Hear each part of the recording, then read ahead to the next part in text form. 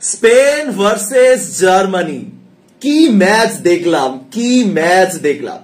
এরকম একটা সিনেমা দেখার জন্য 2 ঘন্টা কেন, যতক্ষণ খুশি যদি টিভির সামনে বসে থাকতে বলা হয় তাও বসে থাকবো। দারুণ ম্যাচ, দারুণ ম্যাচ। আজকের এই ম্যাচটা হওয়ার আগে পর্যন্ত অনেকেই বলছিলেন যে এই স্পেন বনাম জার্মানি ম্যাচে যে জিতবে সে এবারে ইউরোকাপ চ্যাম্পিয়ন হবে। এরকম অনেক মন্তব্য আমি অনেক জায়গাতে পাচ্ছিলাম।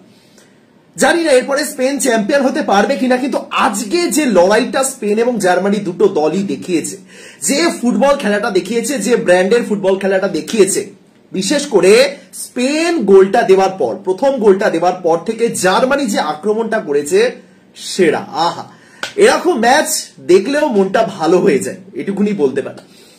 প্রথম হাফে স্পেন এবং জার্মানি দুটো দলের খেলা দেখে কিছুটা তো হতাশ লাগছিল, কারণ দুটো দলই ভালো খেলছিল বটে, দুটো দলই সমানভাবে লড়াই করছিল, কিন্তু বক্সের সামনে এসে নয়তো মিস পাস নয়তো বিপক্ষ দলের প্লেয়াররা ফাউল করে দিচ্ছিলেন, সুতরাং গোলমুখী খুলছিল না। তাও দু একটা মাঝে ভালো ক্রস এসেছিল, কিন্তু সেখান থেকে গোল হচ্ছিল না, একদমই হচ্ছিল না। কেন হচ্ছিল না তার কোনো উত্তর নেই আমার কাছে, কিন্তু স্পেন এবং জার্মানি থেকে এই ধরনের খেলা ফার্স্ট হাফে আমি অন্তত দেখতে চাইনি। কিন্তু তারপরে সেকেন্ড হাফে স্পেনের হয়ে ওলমো গোলটা দেওয়ার পর যে খেলাটা হলো, সেরা সেরা, দারুণ দারুণ। এবারের ইউরোকাপ 2024-এর আপাতত বেস্ট ম্যাচ এমনটা বলা যেতেই পারে। ভিডিওটা ম্যাচ সম্পর্কে বলার আগে ছোট্ট করে একজনের সম্পর্কে বলে নি। টনি ক্রুজ, সম্ভবত এটাই তার শেষ প্রফেশনাল ম্যাচ, যদি না তিনি এরপরে আবার অবসর ভেঙে ফিরে আসেন তাহলে আমরা দেখতে পাবো, আদারওয়াইজ এটাই তার শেষ ম্যাচ। শেষটা হয়তো ভালো হলো না, বাট যাই হোক, হ্যাপি রিটায়ারমেন্ট। লেজেন্ড হিসেবে তিনি শেষ করছেন কেরিয়ার। আপনি রিয়াল মাদ্রিদের লেজেন্ড বা জার্মানির লেজেন্ড যা খুশি বলতে পারেন, বাট অল ওভার একজন ফুটবল লেজেন্ড হিসেবে টনি ক্রুজ থেকে যাবেন। সেই ক্রুজকে আমি সেই জার্মানি বায়ার্ন মিউনিখে যখন তিনি ছিলেন সেই সময় থেকে তার খেলা দেখছি, তার আগেও ছিলেন, যাই হোক সেই সময় থেকে নিয়মিত দেখছি। 2013-র যে চ্যাম্পিয়ন্স লিগ বায়ার্ন মিউনিখ জিতেছিল। যাই হোক, হ্যাপি রিটায়ারমেন্ট। এবার ম্যাচ সম্পর্কে আসি। আমার একটা ছোট্ট প্রশ্ন স্পেনের কোচের উদ্দেশ্যে, জার্মানির কোচের উদ্দেশ্য রয়েছে, বাট স্পেনের কোচের উদ্দেশ্যে সবার আগে প্রশ্ন, যে লামিন ইয়ামালকে ঠিক কোন যুক্তিতে বসানো হলো 1-0 এগিয়ে যাওয়ার পর? মানে কোচ কি খুব কনফিডেন্ট হয়ে পড়েছিল যে এই জায়গা থেকে আমি ম্যাচ জিতবো, এই জায়গা থেকে আমার হারার কোনো চান্সই নেই? এই স্পেনের গোটা যে 11 জনকে প্রথমে নামানো হয়েছিল তার মধ্যে একমাত্র লামিন ইয়ামালকে দেখে মনে হচ্ছিল যে না, জিতে ফিরতে হবে, একদম জান প্রাণ লাগিয়ে দেবো। আমি যেটা একটু আগে বললাম যে ফার্স্ট হাফে কিছুক্ষণ খেলা দেখে মনে হচ্ছিল, ওই বিশেষ করে ফার্স্ট হাফের লাস্ট যে ভাগটা ছিল, ওই 30 মিনিটের পর থেকে বেশিরভাগ ক্ষেত্রে মনে হচ্ছিল যে এই প্লেয়াররা যেন ঠিক আছে, অবশ্যই নেমেছেন কোয়ার্টার ফাইনাল খেলতে, একটা বড় ম্যাচ, কিন্তু সেই তাগিদটা নেই লামিন ইয়ামালের মধ্যে, সেই তাগিদটা ছিল। দেখুন 16 বছর বয়সে একটা ছেলে, মানছি একদম গরম রক্ত, জিতবো জিতে ফিরবো এরকম ব্যাপার থাকবে, বাট স্টিল আপনি মাঠের মধ্যে তো আপনার পুরো 100% দেবেন, তাই না? লামিন ইয়ামালকে আমি একটা জায়গাতে দেখলাম, বল ক্লিয়ার করার জন্য তিনি ডাইভ দিয়ে পা লাগানোর চেষ্টা করছেন যতটা পারা যায়, সেই একটা ব্যাপার, সেটা বাকি প্লেয়ারদের মধ্যে কিন্তু মিসিং ছিল দুটো দলের। সুতরাং লামিন ইয়ামাল তিনি একটা দারুণ প্রথমত পাস দিয়েছেন, যে গোলটা দিয়েছেন দানি ওলমো, গোলটা যতটা সুন্দর ছিল তার চেয়েও সুন্দর ছিল কিন্তু তার একটা মাপা পাস। মানে 16 বছর বয়সে একটা ছেলে, আমি জাস্ট এটাই কল্পনা করছি, 16 বছর বয়সে কোনো ছেলে তো আমার সাথে স্কুলে পড়তো, যখন স্কুলে টুর্নামেন্ট খেলতাম সেই সময় তো দেখতাম যে এর বয়স তো 16, সেই 16 বছর বয়সে একটা ছেলে একটা জাতীয় দলের হয়ে খেলছেন এবং ঠিক এই প্রদর্শন করছেন। এটা আগে ক্লাব ফুটবলেও তো দেখেছি, কিন্তু এতটা ভালো বিশ্বমঞ্চে সবার মাঝে জাস্ট দুর্দান্ত।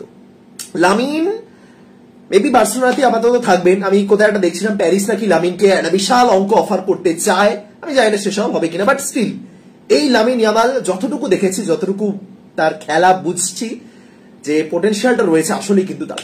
সুতরাং লামিনের দারুণ পাস ছিল এবং দারুণ গোল ছিল ওলমোর, কিন্তু প্রশ্ন এটাই যে ভাই কি বেসিসে তাকে বসানো হলো প্রথমে, তারপরে নিকো উইলিয়ামসকে বসানো হলো।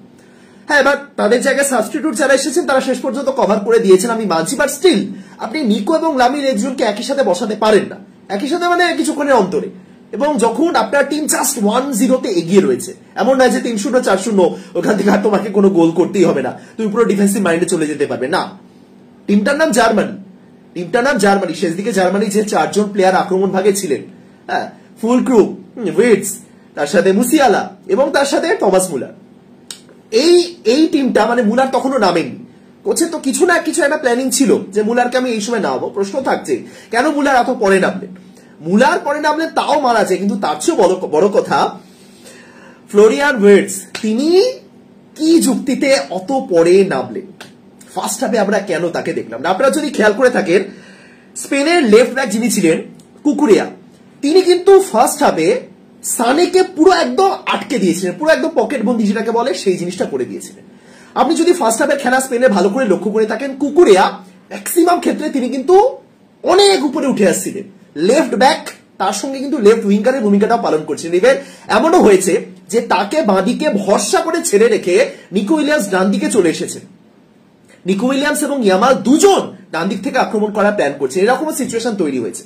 সুতরাং কুকুরেয়া ফার্স্ট হাফে কিন্তু তিনি একদম মারাত্মক ছিলেন এবং ওই জায়গাতে সানে কিছুই করে উঠতে পারছিলেন না। সানে পুরোপুরি ফ্লপ। এবার সেকেন্ড হাফে আপনি যখন সানেকে বসিয়ে তার জায়গায় ফ্লোরিয়ান ভির্টজকে নামালেন, প্রথমত তিনি গোল দিয়েছেন, গোলটা তো অনেক পরে, এবং সেকেন্ড হাফে তো তিনি নামেনি, অনেক পরেই নেমেছে, গোলের কথা ছেড়ে দিলাম। কিন্তু আপনি দেখুন ওই ওখান থেকে শুরু করে একদম লাস্ট পর্যন্ত যতক্ষণ খেলেছেন এই কুকুরেয়া, তিনি কিন্তু এক মুহূর্তের জন্য খুব মানে একদম শান্তিতে একদম ইজিলি খেলে দিয়েছেন এমনটা একদমই নয়, বরং বারবার এই কুকুরেয়ার মতন একজন প্লেয়ারকে বিট করে গেছেন ফ্লোরিয়ান ভির্টজ।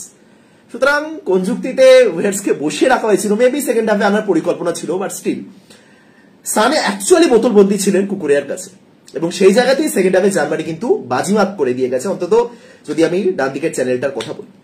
এবং দেখুন আপনার কাছে সানে রয়েছে এবং আপনার সাথে কিমিচ রয়েছে, দুজনকে আপনি ডান দিক থেকে খেলাচ্ছেন।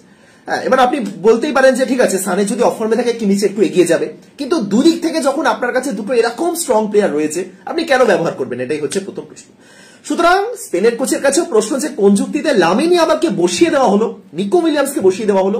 নিকো তাও আমি মানছি, ঠিক আছে, কিন্তু লামিন তার মধ্যে সেই খিদেটা ছিল। ফার্স্ট হাফে আমি দেখলাম যে নিকো উইলিয়ামস বাদিক থেকে একটা ক্রস তুলেন, কিন্তু কেউ ছিলেন না, এবং সেই জায়গা থেকে কিছুটা ক্ষেত্রে মনে হলো যে স্পেনের প্লেয়াররা দিশেহারা হয়ে যাচ্ছে, ইভেন নিকো উইলিয়ামসের মতন প্লেয়ার। কিন্তু লামিন যতক্ষণ ছিলেন সেই টেম্পারমেন্টটা তার মধ্যে ছিল, এবং জার্মানির কোচের কাছে প্রশ্ন যে ঠিক কিসের যুক্তিতে অতক্ষণ বসে রইল। যাই হোক, মানে এইরকম একটা ম্যাচ দেখলাম যে 89 মিনিটের কামব্যাক, ঠিক আছে, 119 মিনিটের মাথায় একটা জয়সূচক গোল। মানে এই লাস্ট মিনিটে যে গোলগুলো, লাস্ট মিনিটে গোল আমরা প্রচুর দেখেছি, কিন্তু দুখানা লাস্ট মিনিট গোল, একটা কামব্যাকের জন্য, একটা ম্যাচ জয়ের জন্য, এবং দুটোই সাবস্টিটিউট, দুটো কি তিনটে গোলই সাবস্টিটিউট ফুটবলাররা করেছে। সেরা দারুণ ম্যাচ, দারুণ। আমি বেশিক্ষণ লাইভে থাকবো না, কিছুক্ষণ পরে পর্তুগাল ফ্রান্সের ম্যাচ শুরু হবে, বাট এটা সেরা ম্যাচ দেখলাম। জানি না স্পেনের পরে সেমিফাইনাল জিতে ফাইনালে উঠতে পারবে কিনা, বা যদি ফাইনালে উঠে কি করবে, বাট আজকে যে এই যে আনবিটেন রান তাদের চলছে, এটা কিন্তু আসলেই খুব ভালো। স্পেনের টিমে দেখুন, স্পেন কি পারফেক্ট টিম? এই প্রশ্নটা যদি করা হয় উত্তর হচ্ছে না, সত্যি কথা বলতে পারফেক্ট নয়। মোরাতা বহু বছর ধরে যে মিসটা করে চলেছেন, এখনো সেই মিসটাই তিনি করছেন। আজকেও মোরাতা এমন একটা মিস করলেন, মানে যে মিসটা করলেন সেই মিসটা কিন্তু খুব সুন্দর একটা সুযোগ ছিল, এবং মিসটা করার পর তিনি বললেন যে আমার জামা ধরে টেনেছে, মানে এইগুলোকে বলা হয় এক্সকিউজ দেওয়া। তিনি নিজেও জানেন ওটা কিন্তু খুব একটা ইজি চান্স ছিল তার জন্য, গোল দিতে পারতেন। অন্তত তার মতন একজন প্লেয়ার, এত বছর ধরে অভিজ্ঞতা রয়েছে, স্পেনকে তিনি নেতৃত্ব দিচ্ছেন, দেওয়া উচিত ছিল। কিন্তু দুদিক থেকে নিকো এবং লামিন এই দুজন যেভাবে অপারেট করছেন, আমি আগের দিনই দেখলাম একটা ভিডিও ফেসবুকে ভাইরাল হয়েছে, লামিন আর নিকো দুজনে মিলে স্টোন পেপার সিজার খেলে ডিসাইড করছে যে কে আগে জল খাবে। এরকম জিনিস অতীতে আমরা দেখেছি যে পেনাল্টি নেওয়ার ক্ষেত্রে এরকম স্টোন পেপার সিজার করা হয়, যে জিতবে সে পেনাল্টি নেবে। দুজন যখন একটা টিমে ভালো পেনাল্টি কিক নেওয়ার প্লেয়ার থাকে, তারা সামান্য জলকে আগে খাবেন, জল বা ড্রিঙ্কস কিছু একটা ছিল, সেটার জন্য তারা স্টোন পেপার সিজার খেয়েছে। মানে তাদের মধ্যে একটা খুব সুন্দর বন্ডিং রয়েছে, দুজনই ইয়ংস্টার। এই দুটো প্লেয়ার কিন্তু স্পেনের, মানে দেখুন, আমি যদি এখনই বলি যে এরা অবশ্যই অবশ্যই ভবিষ্যতে অনেক দূর যাবে, মেসি রোনাল্ডো হয়ে যাবেন, তাহলে কিন্তু মুশকিলের ব্যাপার। অতীতে এরকমই স্পেনে অনেক প্লেয়ার এসেছিলেন যাদের এই মুহূর্তে আসলেই খুঁজে পাওয়া মুশকিল, আনসু ফাতি। যাই হোক, ইভেন পেদ্রিদের নিয়েও যে হাইপটা উঠেছিল, বর্তমানে সে হাইপটা কমে গেছে। এবার নতুন ইয়ংস্টার চলে এসেছেন, তাদেরকে নিয়ে আলোচনা হচ্ছে, বাট স্টিল ইয়ামাল এবং নিকো স্পেনের দুই প্লেয়ার আসলে কিন্তু দারুণ। আর সেরকম কিছু ছিল না, তবে দুটো জিনিস আমি একটু হাইলাইট করতে চাই। একজন হলেন ডানি কারভাহাল, আর একজন হলেন রুডিগার, জার্মানি রুডিগার এবং স্পেনের কারভাহাল। দেখো, দিনের শেষে স্পেন জিতেছে, জার্মানি পরাজিত হয়েছে, জার্মানি ছিটকে গেছে। বাট ফুটবলে যে কমিটমেন্ট কতটা জরুরি, কতটা দরকার, সেটা এই দুজন প্লেয়ার আজকে বুঝিয়ে দিয়েছে। প্রথমে রুডিগার অনেকক্ষণ আগেই তিনি একটা ইয়েলো কার্ড পেয়ে তখনই পরের ম্যাচের জন্য বাদ চলে গেছে। তার আগে ইয়েলো কার্ড ছিল এবং আরো একটা ইয়েলো কার্ড আজকে দেখলেন। পরের ম্যাচে যদি জার্মানি যায়ও তিনি খেলবেন এবং সেটা অনেকক্ষণ আগেই তিনি জেনে গেছেন যে না, আমি খেলতে পারছি না। বাট লাস্ট মোমেন্টে এসে একটা ক্লিয়ার করছেন আর রুডিগার একদম হুঙ্কার দিচ্ছে, ইয়েস জিততে হবে, এখান থেকেও জিততে হবে, আমি থাকছি না পরবর্তী ম্যাচে, আমার জায়গায় যেই আসবে সে আসবে, যেই আসবে আসুক, সে ভালো খেলবে কি খারাপ খেলবে পরের ব্যাপার, বাট আমার জায়গায় সে আসবে, কিন্তু তার জন্য আমার দলকে পরবর্তী রাউন্ডে আগে যেতে হবে, আগে আমার দলকে জিততে হবে। সুতরাং এই কমিটমেন্ট গুলোই কিন্তু ফুটবলকে না আরো বেশি সুন্দর করে তোলে। এই জায়গাতে রুডিগারকে দেখে অ্যাকচুয়ালি আমার ভালো লাগলো। বাট রুডিগার আজকে মোটেও খুব একটা মানে সেই রিয়াল মাদ্রিদের রুডিগার রূপে দেখতে পাইনি। ইভেন যে জায়গাতে একটা বাজে রকম ফাউল করলেন, প্রথমত তিনি মিস করে গেছিলেন বলের লাইন, তারপরে মিস করেছিলেন, চলো বেরিয়ে যাচ্ছে, একটা অ্যাটিটিউড বা ইগোর লড়াই হয় না, ইগোর লড়াই চলো একটা মেরে দিই, এরকম টাইপের অনেকেই করে থাকে। সেই জায়গা থেকে রুডিগারের থেকে এটা এক্সপেক্টেড নয়, বাট স্টিল শেষ দিকে গিয়ে রুডিগার যে জান প্রাণ লড়িয়ে দেওয়া টাইপের এই জিনিসটা জার্মানির প্রত্যেক ফুটবলের মধ্যে লাস্টে আমি দেখেছি, এটাই অ্যাকচুয়ালি ভালো লেগেছে।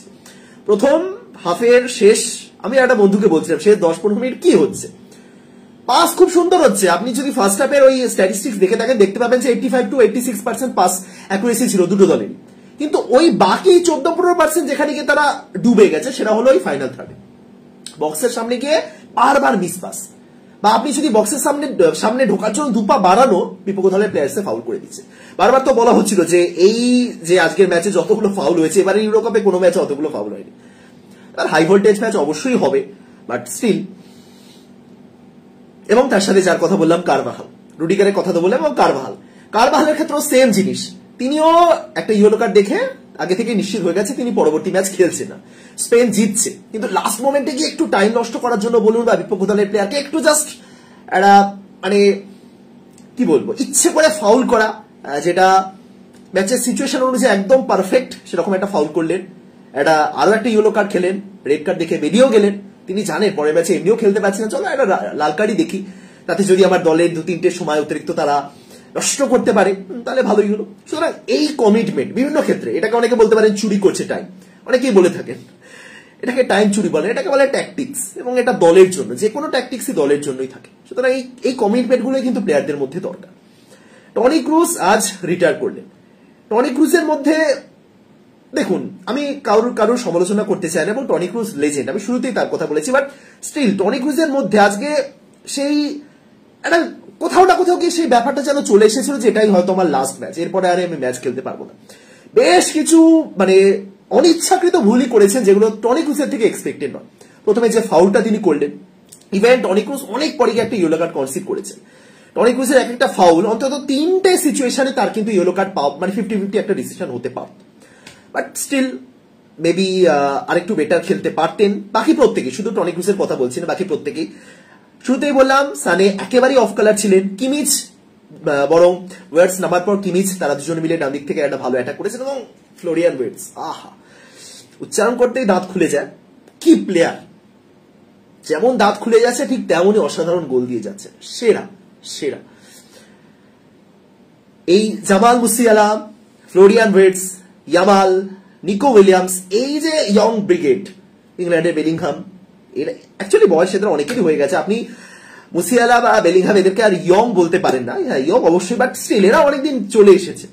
এই ইয়ামালের মতো প্লেয়ার যারা নতুন আসছে, এরা থাকুন। আমরা এমন একটা জায়গায় দাঁড়িয়ে আছি না যখন মেসি রোনাল্ডোর মতন প্লেয়ার জাস্ট অবসর নেওয়ার দ্বার প্রান্তে দাঁড়িয়ে আছে, হয়তো আর 2 বছর পর আমরা তাদেরকে দেখবো না। এই তো পর্তুগাল ফ্রান্স ম্যাচ শুরু হচ্ছে, হতেই পারে পর্তুগাল যদি হেরে যায় এটা ক্রিস্টিয়ানো রোনাল্ডোর শেষ আন্তর্জাতিক ম্যাচ। সুতরাং এই প্লেয়াররা থাকুন, যারা এই রিয়ালে বা বার্সাতে খেলে অপোনেন্ট মানে রাইভাল টিমের সাপোর্টারদের থেকে একটা ট্রোল আসে, যে যত ভালোই খেলুক না কেন, সেই জিনিসগুলো মেবি একটু কম করা যেতে পারে। আমি বললে তো সেটা কমবে না, এবং কমলে সেই একটা ক্রেজটা একটু নষ্ট হবে, বাট যাই হোক সেরা ম্যাচ দেখলাম এটুকুনি বলা যেতেই পারে। দানি ওলমো, পেদ্রির যে ফাউলটা হয়েছিল তিনি যে কাঁদতে কাঁদতে বেরিয়ে গেলেন, সেটা একদিক থেকে খারাপ লাগছিল, কিন্তু সাপে বর যাকে বলে, তারপরে নেমে ওলমো গোলটা দিয়ে গেলেন, তারপরে ওয়ার্ডস তিনিও দিলেন, এবং সবশেষে স্পেন যে জয়সূচক গোলটা দিল 119 মিনিটের মাথায়, ওটা কিন্তু একদম খেলার এগেনস্টে গিয়ে, তখন জার্মানি একদম আক্রমণ করছে, জার্মানি তখন স্পেনের ডিফেন্সে একদম হানা দিচ্ছে। জার্মানি অ্যাটাকিং লাইন আপের 4 জন, মুলার এবং তার সাথে মুসিয়ালা ওয়েস্ট আলাদা লেভেলের হয়ে উঠেছেন। ওই জায়গাতে যদি কোনোভাবে ফুলক্রুক আরেকটু বেটার করতে পারতেন, স্পেন কিন্তু আসলেই ভেঙে পড়তো। ওই জায়গাতে জাস্ট আউট অফ দ্য প্লেই বলা যেতে পারে, একটা দারুণ গোল দিয়ে গেলেন, দারুণ গোল, আসলেই দারুণ গোল, যে হেডটা দিয়েছেন অতটা কিন্তু সহজ ছিল না। সেখানেও ওলমোর একটা দারুণ অ্যাসিস্ট এবং সেরা ম্যাচ হয়েছে। একজন স্পেনের সাপোর্টার হিসেবে হয়তো আরো ভালো লাগছে যে এরকম একটা ম্যাচ দেখতে পেলাম। জয় দিয়ে যদি শেষ হয় তাহলে তো আরোই ভালো। যাই হোক, আসলে কিন্তু ভালো ম্যাচ হয়েছে। এবার দেখা যাক, যেটা সবাই বলছিলেন যে স্পেন জার্মানি ম্যাচে যে জিতবে সেই হবে চ্যাম্পিয়ন। কি মনে হচ্ছে, স্পেনের কি চ্যাম্পিয়ন হওয়ার ক্ষমতা আছে, নাকি ফ্রান্স পর্তুগাল আজ যারাই জিতুক তারাই পরবর্তীকালে স্পেনের বাধা হয়ে দাঁড়াবে? যাই হোক, ভিডিওটা শেষ করছি। পর্তুগালের খেলা শুরু হচ্ছে, যান দেখতে যান। পর্তুগালের খেলা শেষ হলে একটা লাইভ হবে, ততক্ষণ ভিডিওটা শেষ করছি। টাটা, দেখা হচ্ছে রাত 2:30 সময়।